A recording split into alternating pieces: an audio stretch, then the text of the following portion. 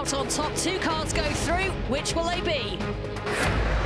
Green light, and we are racing in Sardinia. You can see the two cars, and Rosberg X Racing have got a great start. Sainz just clips in behind that car to the right. The Chip Ganassi Racing is also going on. What line are they going to take, and where is the rejoin going to happen? But you can just see Åhlin-Kottulinsky really aggressive off the start. Laya Sands tucking in behind just to try and get on top of them. This is the rejoin section, can be so perilous, but look at that, just tucks in third spot. So you're 1, 2, 3, RXR, followed by Acciona Soaps, followed by the Chip Ganassi Hummer Racing team. And they have gone for different lines here. What's going to happen? Can Laya Sands keep up this pace, or is Prix going to overtake her? Åhlin-Kottulinsky out in front, then Laya Sands drops in behind, and we have Prix as the third spot, but Sands goes a little wide and gives the opportunity. Oh, there's contact between the two of them. Can Prix get through? It's aggressive on her. She goes out wide, but she's done it.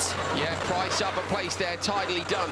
That outside line on the run down to waypoint 3 is really bumpy now, although it gives you a better entry. Off goes Sarah Prix on the left. I reckon that's damage on the car from that contact. Might be wrong, but she went flying off to the left-hand side of the track when she jumped on the brakes. You can see the dust in the background from where she's gone round. So Sands is up into P2 for Acciona Sainz. The RXR car leads with Åhlin-Kottulinsky. And there is Sarah Prix in the undergrowth on the exit. I don't know what happens to Laya Sands. She runs deep, and Sarah, I don't know. Yeah, but the trouble is she's the car, but I reckon there was slightly more room to the left, so maybe Sarah could have given the pass a bit more room. On the other hand, of course, Laya Sands is also pulling back into the... You can see she goes off. Yeah, the suspension's broken in the contact. And here it is on board. So look, it's already... There it is. Yeah, oh, wow. And off. She did get launched, didn't she, into those bushes. Oh, in jumps Sainz. Go on, Carlos. He's not that sore, is he? This should be a really fun contest with the two of them basically out there doing time trials. So it is Kristoffersson who uses his hyperdrive right now to get a little bit more pace around the... Is this the twirly-whirly bit? No, well, that's not, is it? This is the washboard. Look at how quickly the wheels and the new Fox suspension reacts to that. The cars are so much better with the modifications. Nico Rosberg back left looking on. Åhlin-Kottulinsky hasn't even taken her lid off. Kristoffersson coming round the right-hander. This is an easy win in semi-final number 1. Top qualifiers currently hold on to the Continental Traction Challenge. They win semi-1, surely they're favourites for this event, but that start, we know anything can happen later on today. Acciona Sainz will come down now. Carlos Sainz going to come through in P2. They book a spot in the final. So it is game on between Sainz and Kristoffersson later on today. It's X44 versus McLaren on the inside line. Who's going to get the best grip off the line? Look for the green light just above the front corner of the McLaren. Oh, wheel spin for Gutierrez, and the X44 moves across to the McLaren. They don't want contact if they can avoid it. Emma Gilmore just in front there, side by side coming down to the narrow bit. Gilmore backs out. Right thing to do, you don't want contact. This is a long race. Look on the left-hand side of your screen now. Can the Abt Cupra machine of Jutta Kleinsmith get to the merge before the McLaren, or even before the X44? Going to be close. She might slot in between. Oh, she just does. She just gets in front of Emma Gilmore. I think Gilmore maybe backed off to avoid it. Sideways there for the Abt Cupra. Gilmore, I thought she was going to take the right-hand line. Nowhere to go there. Just a little bit too narrow. Gutierrez at the minute looks to be giving Loeb an advantage on that second lap. At the least, Gilmore needs to hang on to the back of that Abt Cupra to make sure that Tanner is close behind, and that's how close it is between them. Wow, that was a bit of over-rotation from Kleinschmidt, and Emma had nowhere to go. Gilmore couldn't get past, had to slam on the brakes just to stop the collision. Did really good job of avoiding contact. This is out front with X44, but the bounce behind them. This is up at gate 23. That's more like it. Gilmore had a crack at gate 21. I knew she would. She did, but she's lost out. I think she just over-rotated a little bit, lost out to Kleinschmidt. Kleinschmidt, very defensive, managed to hold on to that place, so it remains X44, Abt Cupra, and Neil McLaren coming down towards the switch zone, but Emma Gilmore all over the back of Jutta Kleinschmidt. X44 will go out with an almost 10-second gap, and then a further 2.5 seconds between Kleinschmidt and Gilmore when they came in. So Al-Attiyah is chasing down Loeb. That was 10 seconds, wasn't it? I'm not wrong on the way in. It was 10 seconds between X44 and Abt Cupra. Look, you can see visibly Al-Attiyah is on an absolute mission, and I wonder if Loeb doesn't really realise just how close he is, because visibility is quite tough. You can't be looking around everywhere and daydreaming. You've got to get on with this, and Loeb is going to have to get the hurry. Austria. So 4 seconds. Al-Attiyah is closing down on the 9-time World Rally Champion Sebastian Loeb. Now Loeb, of course, can afford to take less risks out front. There's Gutierrez in the command centre looking on.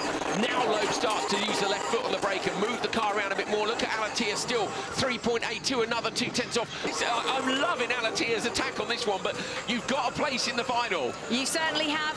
So Sebastian Loeb comes down to take the finish, being chased down by the App Cooper car of Al-Attiyah, but it is Loeb and Gutierrez, X44, who go fastest, and they win semi-final 2. App Cooper coming in 4 seconds behind, closing down the gap absolutely brilliantly. That was some drive from Al-Attiyah.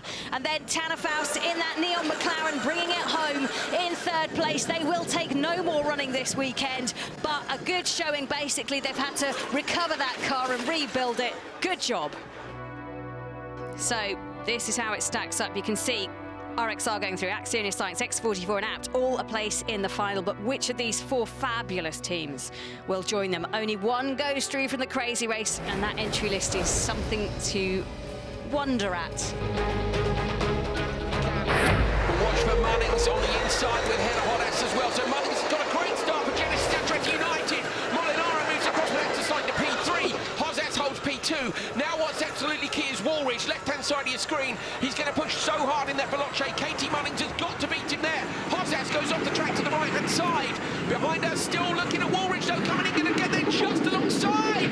Contact. Woolridge over in the inside line, takes that camera out again, but somehow holds on to P2. So contact avoided. Munnings leads for Andretti United, and in P2, it's Woolridge for Veloce.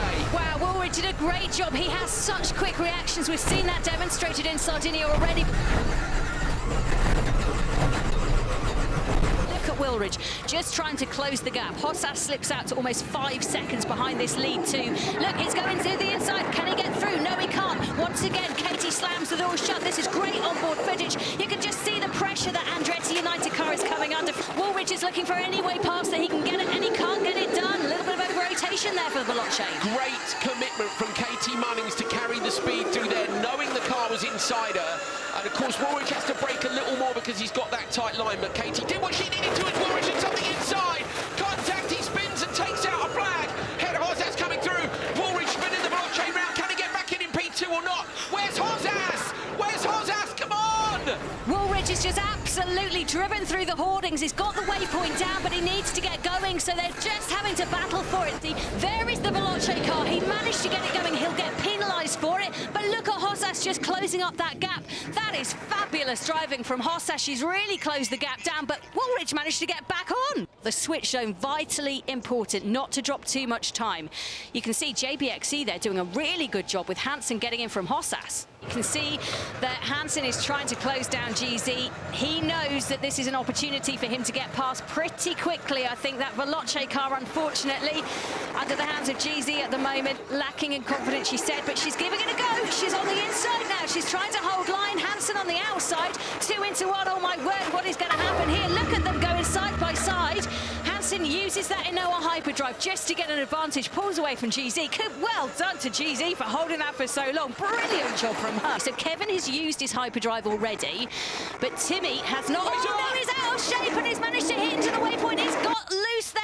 He's turning the car around. He hit the waypoint, unfortunately for him, but I think that has given it up. And you can just see GZ now can sniff it. She can maybe get back on this, but a mistake from Kevin. Car goes off and wide, and I think that's left the way for Timmy to go and win this and get through to the final. Not far to go now, and they're into the final. They've got a shot at the big trophy. Yeah, brilliant recovery drive from this team. They've worked hard on that car all weekend. They've had to. They had a broken wheel last time out and couldn't finish the race. Limped at home but got lapped. And now redemption for them as they come through towards the finishing line. It's Genesis Andretti United, Timmy Hansen at the wheel, Katie Munnings in the command centre, and they are through to the final. It was a great battle between the brothers. Wasn't to be, unfortunately, for Kevin, but they have done it. They have won their place in the final. Let's have a look at the results then. So fourth place, Molinaro and Scheider struggling out there in that Excite's Energy Racing car. No fault of their own. No, P3 for Woolridge and GZ. Woolridge had a spin, didn't he, chasing down in front Katie Munnings. And then, of course, Kevin Hansen had a spin chasing down Timmy Hansen out front. So Andretti United made everybody else do the work, and it will be them who comes through to the final.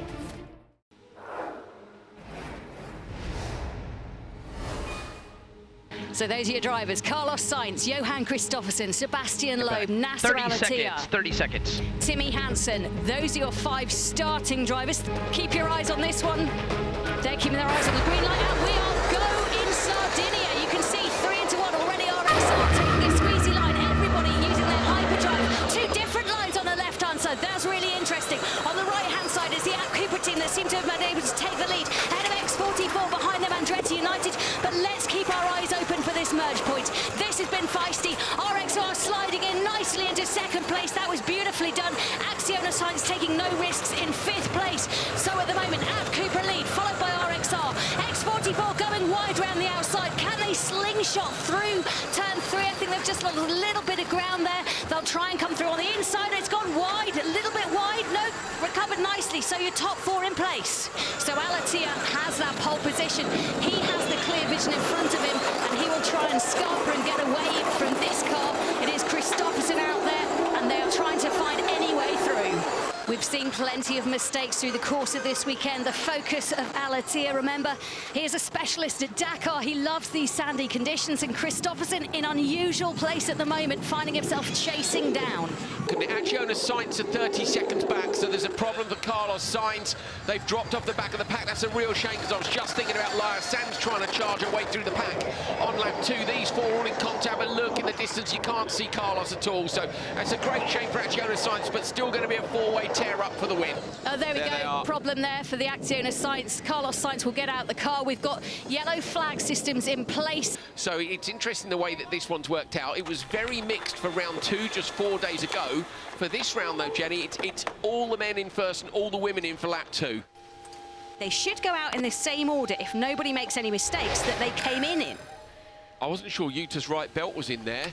Her right chest strap, unless they've got a second buckle on it, looked like it wasn't in. It wasn't. I was right. So Juta's pulled that up. She's got to get that in top right. They were leading.